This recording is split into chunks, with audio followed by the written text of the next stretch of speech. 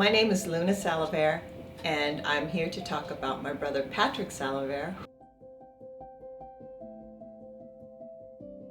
This is the 30th anniversary of Filipino History Month, and the Salaver family has been in San Francisco since 1927. So we have nearly 100 years of living Fil-Am history here in the San Francisco Bay Area.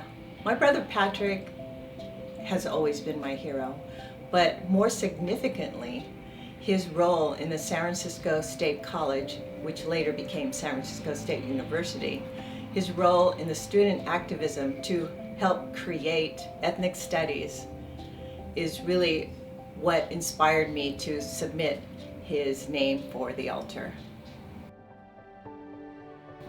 While growing up, my brother, he went to Balay High School, he graduated, and in 1965, he drove my mother to the farm workers strike area in Delano, where he met our uncle, Larry Itliong, and he observed how Filipinos were living. He was at the cusp of going into college, and when he saw the living conditions of Filipinos in the fields, he really wanted something more for his generation. He wanted Filipinos to be professionals, to be doctors, to be engineers, not only succumbing to a life of working in the farms or working in the service industry or cleaning up houses.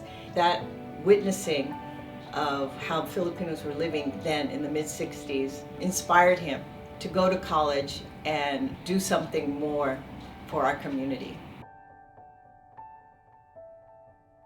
When Patrick started entering college, this was a tumultuous period in American history. The civil rights movement was peaking. We had the women's movement, the gay rights movement, the anti-war movement. They were all coming to a nexus.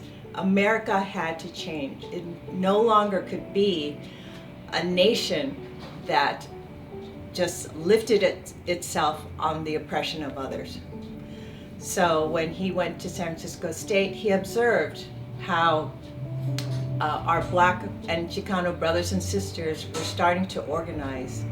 And the BSU leaders encouraged Pat to start organizing Filipino students, which wasn't easy because at that time, you have to remember, there were still so many Filipinos who wanted to assimilate. Assimilation was huge among the Filipino community and the Asian community at that time. So for Filipino students to recognize, no, you are part of another ethnic group that will never reach the equality if we keep status quo. So, so many of the ethnic students wanted change at San Francisco State. They wanted a place at the table, and the only way to do that was through striking and protesting and being a community and gathering and uniting, and that's what he did. He believed so much in what he was doing to help promote and advance the Filipino community. He became a target of the FBI, and he was arrested and prosecuted for dodging the draft, even though he was a conscientious objector. And he was the firstborn son to help his family. Those were all reasons why conscientious objectors could avoid the draft to Vietnam War. He was still arrested, prosecuted, and served time in federal prison in Arizona because he was an activist. So he showed at the age of, his early 20s, such remarkable compassion, Fil-Am pride, and self-sacrifice that you rarely see, even today. Sure, people could say, I'm proud to be a Filipino. Or they could say, hey, I want to work for the community. But how many people would sacrifice their freedom for 2 years just to stand on their beliefs? And that's what Patrick did.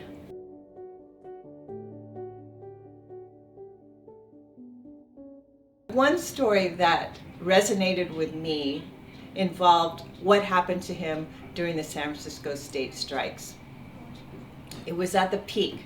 And you have to remember, this was the 60s. This is a time where there was no smartphones where people could record police brutality or even object to police brutality.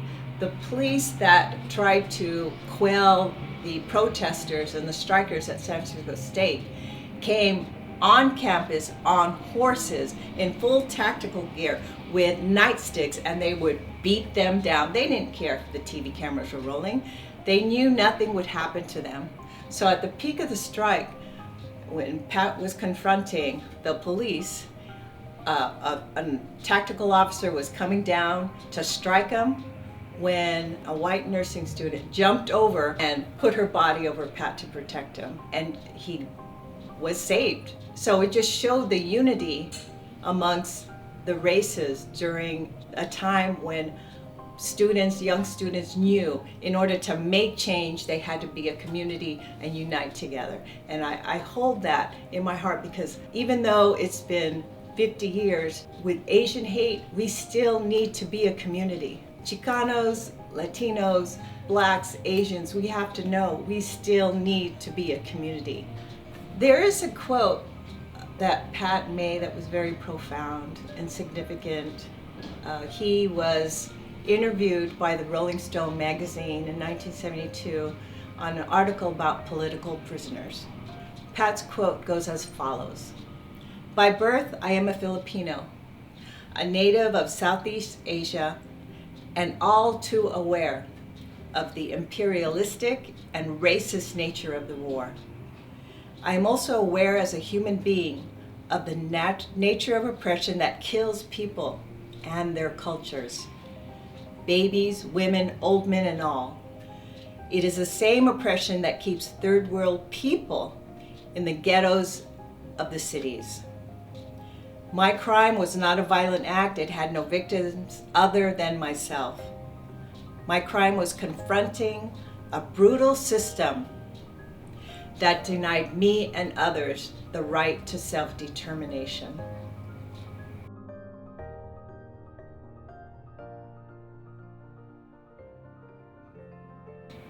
I am grateful to Balay and Kappa Gardens for recognizing my brother Patrick Salaver, because his contributions to help make ethnic studies a reality in the United States, not just in San Francisco, but in the United States, is significant. I'm hoping that when people see the image of my brother Patrick Salaver, that there is a movement to start including him in the Filipino-American history books. Because if you are a Filipino-American history professor, if you are part of ethnic studies, then you need to recognize Patrick Salaver's contributions, because he was a leader at San Francisco State. He was a member of the Third World Liberation Front. He started the Filipino-American Cultural Endeavor, an institution that exists today. And he did that to advance Filipinos, to have a sense of community, not just socially, but to advance us economically and politically. And for that, he should be recognized. And he sacrificed his freedom for his belief.